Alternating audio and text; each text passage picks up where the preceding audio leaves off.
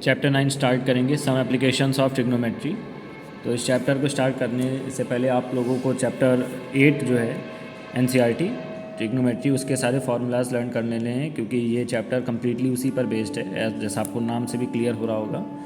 अगर इस चैप्टर की यूज़ की बात करें कि ये जनरली कहाँ यूज़ होता है या इनके ट्रिक्स को हम कहाँ अपनी यूज़ करते हैं डेली लाइफ में, तो एक सिंपल सी बात, अगर हम कह दें कि एक एग्जांपल है, कह दें कि सन दिया हुआ है, या एक कोई बिल्डिंग का एग्जांपल ले लेते हैं। सपोज दैट एक ही बिल्डिंग बनी हुई है और उसकी कुछ डिस्टेंस पर एक कोई पर्सन है या कोई एक ऑब्जेक्ट है। यहाँ से हम ऐसे एक सिंपल सा फिगर बना लें, तो आप जानते हैं बिल्डिंग पे तो 90 डिग्री ऐसे बनेगा। उसकी डिस्टेंस दे दिया जाए, एंगल दे दिया जाए कुछ थीटा समथिंग, और डिस्टेंस दे दिया जाए सपोज दैट ए बी कुछ भी। तो यहाँ पर ऐसे हम जनरली यहाँ पर हाइट ऑफ बिल्डिंग पता कर सकते हैं, या distance between object and the top of that building, ऐसे करके हम पॉइंट्स को क्लियर कर सकते हैं। तो इन एग्जांपल्स के या ऐसे इन पॉइंट्स पर, ऐसे जगह पर हम ट्रिग्नोमेट्री का यूज़ करते हैं। आगे देखेंगे इनके एग्जांपल्स को, या 2-3 पॉइंट हैं यहाँ पर। एक पॉइंट है यहाँ पर, जैसे मैंने क्लियर किया है कि हाइट एंड डिस्टेंस के लिए दो चीज़ें आपको जानना बहुत ज़रूरी है। एक एंगल ऑफ एलिवेशन होता है और दूसरा एंगल ऑफ डिप्रेशन होता है। तो एलिवेशन की बात करें कि जब कभी भी ऑब्जेक्ट अगर अपने सरफेस से अप साइड देख रहा हो, यानी उसकी जो लाइन ऑफ साइट ऊपर की तरफ जा रही हो, तो ये जो एंगल होता है ये एंगल ऑफ एलिवेशन होता है। उसी जगह अगर हमारा एंगल जो है, लाइन ऑफ साइट जो है, ये ऑब्जेक्ट और पॉइंट में डाउन साइड जा रही हो, यानी हॉरिजेंटल से नीचे की तरफ जा रही हो, तो ये एंगल ऑफ डिप्रेशन होता है। और आप जानते हैं कि ये हॉरिजेंटल लेवल और ये लेवल एक दूसरे के पैरेलल होता है, तो एंगल ऑफ ये डिप्रेशन और ये एंगल एक दूसरे के इक्वल हो जाएगा। तो सिंपली यहाँ पे दो तरह के एंगल्स हैं, एक एंगल ऑफ एलिवेशन और दूसरा एंगल ऑफ डिप्रेशन। बाकी जो कम्प्लीटली आपके रूल्स हैं ट्रिग्नोमेट्री चैप्टर्स के, जो आपने पहले भी पढ़ रखे हैं, ये सारे यहाँ पर समराइज्ड है।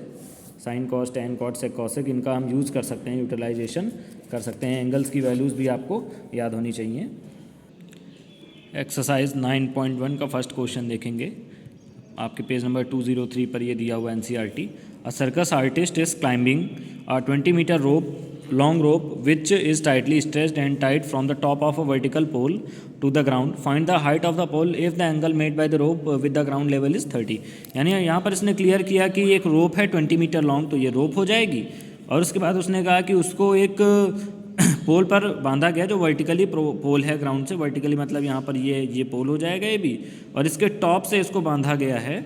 और टाई अप करने के बाद जो ऑब्जेक्ट का रोप का यहाँ पर जो एंगल बन रहा है ग्राउंड लेवल से, यानी इस लेवल से एंगल 30 है, तो ये 30 डिग्री हो जाएगा। फिर अब हमें यहाँ पर हाइट ऑफ पोल, यानी हमें ये ए बी डिस्टेंस पता करनी है, पोल की हाइट की बात करें तो ये हो जाएगी। तो हमने अपना फिगर ड्रॉ कर लिया। अब आगे देखते हैं, आप पढ़ रखा है यहाँ पर, ये एक राइट एंगल ट्रायंगल है, तो राइट एंगल ट्रायंगल के अकॉर्डिंग सारे रूल्स आप बना सकते हैं। साइन 30, अब ये पॉइंट्स आपको ध्यान से देखना है कि आपके पास क्या क्या वैल्यूज़ दी हुई हैं। जनरली साइन 30 की वैल्यू इज इक्वल टू, अगर देखें तो आपने पहले भी पढ़ा रखा है इस चीज़ को, कि ये मैंने आपको शॉर्ट ट्रिक्स के थ्रू बताया था। P B P upon H H B, ये साइन होता है, ये कॉस होता है, ये टैन होता है, ये कॉट होता है, ये सेक होता है, और ये कॉसेक होता है। तो साइन 30 पी बाई एच होता है। तो साइन 30 के लिए हमने यहाँ पर पी हमारा ए बी हो जाएगा और एच यानी हाइपोटेनस हो जाएगा ए सी। तो हमने ए बी अपॉन ए सी रखा और is equal to sine 30 put किया। ए बी हमें फाइंड करना था, ऐसे लिखा रहेगा, ए सी के प्लेस पे 20 पुट कर देंगे। साइन 30 की वैल्यू 1/2 होती है, इसको सॉल्व करेंगे तो ए बी आ जाएगा 10, यानी हमारी जो उस पोल की हाइट है वो 10 मीटर हो जाएगी। सेकंड क्वेश्चन देखते हैं, सेकंड क्वेश्चन रीड करेंगे।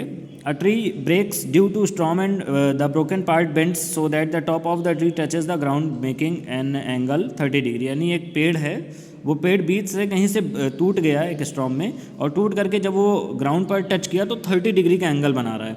The distance between the foot of the tree and the point where the top touches the ground is 8 metre. यानी जहाँ पर, अब यहाँ पे फिगर के थ्रू आपको समझाते हैं कि जब वो टूट के गिरा, यहाँ पर जब वो पेड़ टूट के गिरा तो उसका जो टॉप है वो ग्राउंड, यानी जो ट्री का जो नीचे का पोर्शन था, यहाँ से 8 मीटर के डिस्टेंस पे था। अब आगे क्वेश्चन में क्या कह रहा है, क्वेश्चन में हमें कह रहा है क्या फाइंड करना है। क्वेश्चन में find the height of the tree, यानी हमें ट्री की हाइट पता करनी है। तो ट्री की हाइट की अगर हम बात करें जनरली यहाँ पर ट्री की हाइट अगर देखें तो ये BC और ये ए डैश बी, ये दोनों ही तो हैं भाई, यही ये पोर्शन इतना ही तो टूट करके गिरा है, यानी ये कंप्लीट पेड़ की हाइट है। तो अगर हमें ये बी सी और ये ए डैश बी ये पता चल जाए, ए डैश हमने यहाँ इसलिए रखा क्योंकि इसका नाम हमने ए रख दिया था, यानी हमें कंप्लीट ए सी पता करना है। तो ए सी पता करने के लिए ए बी और बी सी को ऐड करना पड़ेगा, और हम जानते हैं ए बी जो है वो ए डैश बी एक दूसरे के इक्वल ही है, क्योंकि जो पार्ट टूटा था वही इधर बेंड होके गिरा है। तो पहले हम tan 30 की वैल्यू ले लेते हैं। tan 30 हमने लिया B C upon A dash C, आप रिलेटिव रूट से P B H upon H H B से देख सकते हैं। तो यहाँ से हमने बी सी फाइंड कर लिया, तो बी सी हमारी आ गई वैल्यू ए अपॉन √3। उसके बाद इसी पर हमने cos 30 वैल्यू पुट कर दिया, cos 30 पुट किया क्योंकि हमारे पास ए डैश जो है सी हमारे पास था और ए डैश बी नहीं था। तो इन रेशियोज़ को देखते हुए, जनरली ये साइन कॉस टेन हमें रेशियो के अकॉर्डिंग पुट करने हैं, रेशियो को देखते हुए हमने cos 30 की वैल्यू पुट किया और ए डैश बी आ गया। फिर हमें ट्री की हाइट पता करनी थी, तो इस ए डैश बी और बी सी हमारा 8√3 आया था, ए डैश बी हमारा 16/√3 आया था, इन दोनों को प्लस कर लिया तो आंसर आ गया 8√3, यानी टोटल पेड़ की जो हाइट है वो 8√3 मीटर हो जाएगी। नेक्स्ट क्वेश्चन नंबर 3 देखते हैं। थर्ड क्वेश्चन में कह रहा है कि कॉन्ट्रैक्टर ने एक प्लेग्राउंड में, एक पार्क में दो अलग अलग स्लाइड्स बनाने का या दो अलग अलग स्लाइड्स को इंस्टॉल करने का प्लान किया।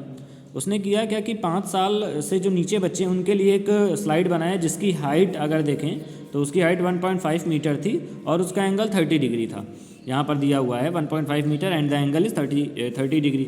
और सेकंड जो उसने स्लाइड बनाना था, जो उनसे बड़े बच्चे थे उनके लिए उसने बनाया कि उनकी हाइट 3 मीटर रहेगी। तो सेकंड फिगर ये ऐसा था कि उसकी हाइट 3 मीटर हो गई और उसका एंगल जो था वो 60 डिग्री दिया हुआ था अकॉर्डिंग टू क्वेश्चन। अब कह रहा है कि what should be the length of slide in each case, दोनों केस में स्लाइड की लेंथ क्या होगी।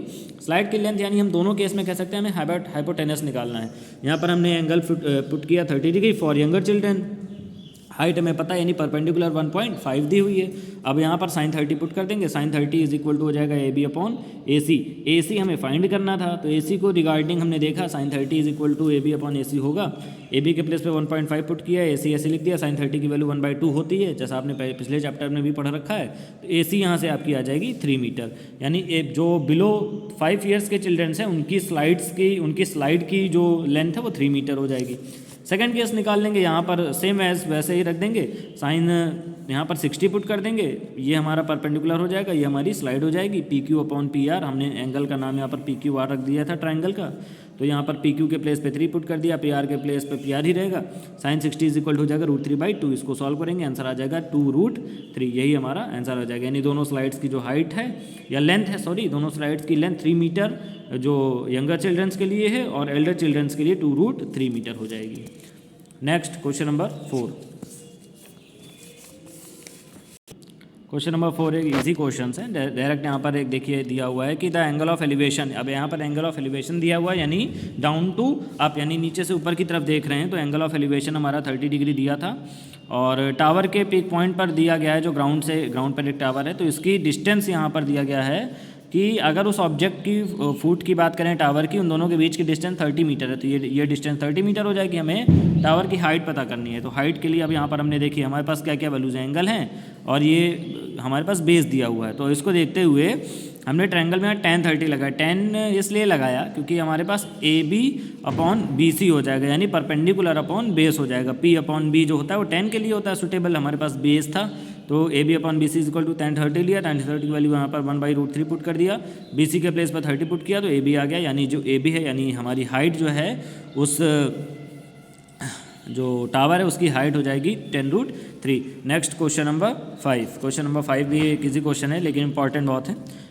इसमें लिखा है क्वेश्चन नंबर 5 में कि a kite is flying at the height of 60 metre above the ground. एक काइट जो है वो 60 मीटर हाइट पर है, 60 मीटर यानी ग्राउंड लेवल से उसकी जो डिस्टेंस है काइट की वो 60 मीटर दी हुई है, ठीक है। आगे the string attached to the kite is temporarily tied to a point on the ground. ये टेम्परेली यहाँ पर बांध दिया गया, यानी ये डिस्टेंस ही है और जो बांधा गया तो यहाँ पर इसका एंगल 60 डिग्री था तो 60 डिग्री हो गया। अब आगे हमने क्या कह रहा है, find the length of string हमें यहाँ पर फाइंड करना है, यानी ये जो यहाँ पर हमें उस जो स्ट्रिंग है यानी धागा उसकी लेंथ पता करनी है। अच्छा उन्होंने एक चीज़ ये क्लियर कर दिया कि उसमें बिल्कुल कोई भी कहीं से भी स्लैक नहीं है यानी झुकाव नहीं है, यानी जो वो धागा है वो एकदम स्ट्रेट है। तो चलिए ठीक है, सीधे हम देख सकते हैं इसमें डायरेक्टली आपके पास हाइट दिया हुआ है, एंगल दिया हुआ है, ये राइट एंगल ट्रायंगल KLP हमने मान लिया। तो यहाँ पर हमें इसकी स्ट्रिंग की हाइट पता करनी है, हमने साइन 60 ले लिया KL/KP और KL के प्लेस पे 60 पुट कर दिया, KP हमें पता करना था। KP इट मीन्स यहाँ पर देखिए यही है, KP है हमारा, ये KP, तो यही हमें फाइंड करना था। तो हमने यहाँ पर वैल्यूज़ पुट कर दिया, सॉल्व कर दिया, तो हमारा KP आ गया 40√3, यानी हमारी जो स्ट्रिंग की लेंथ है वो आ जाएगी 40√3। Next question number 6th question है,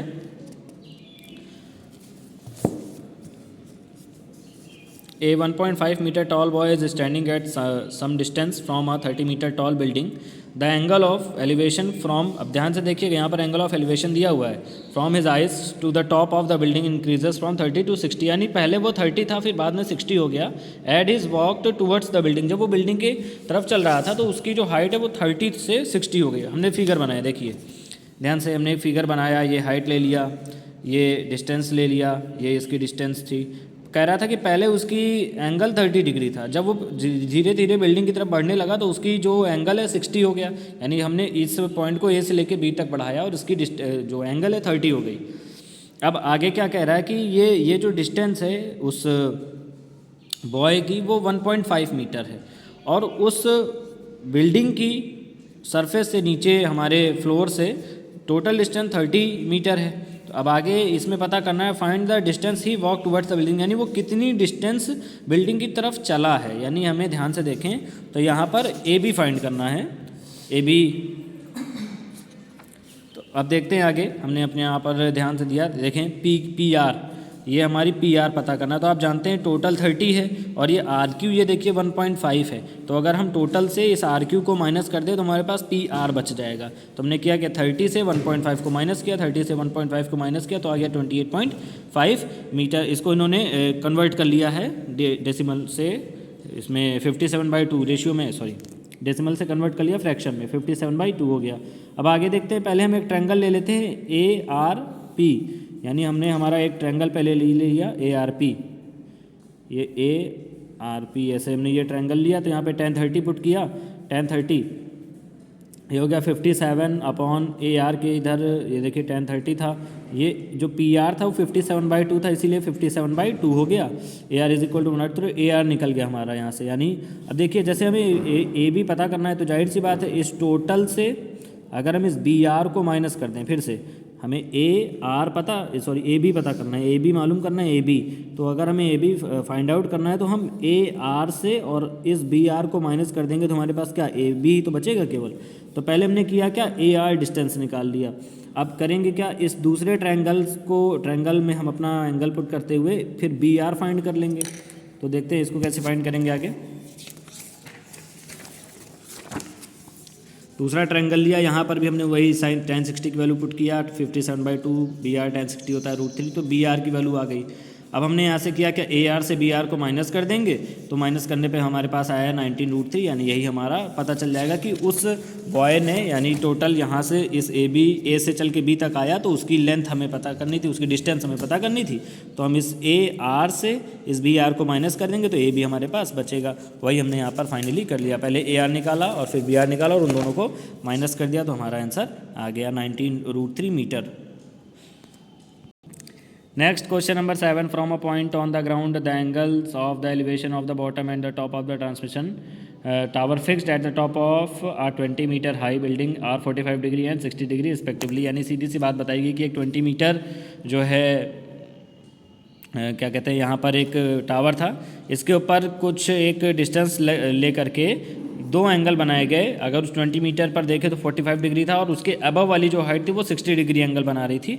तो टावर की हाइट हमें बतानी थी, टावर की हाइट हमें फाइंड आउट करना था। यहाँ पर हमने किया क्या, अब देखिए ध्यान से कि अगर हम एक ट्रायंगल देख लें अपना BCD, यानी BCD, ये वाला जो ट्रायंगल है, यहाँ से अगर हम ऐसे देखें 45 डिग्री हाइट दिया तो हम ये बेस निकाल सकते हैं DC। तो यहाँ पर हमने tan 45 पुट किया तो यहाँ से tan 45 BC/CD हो जाएगा, BC के प्लेस पे 20 होगा, CD यहाँ पर ऐसे रहेगा, tan 45 के प्लेस पे 1 होगा, तो CD हमारा 20 मीटर आ जाएगा।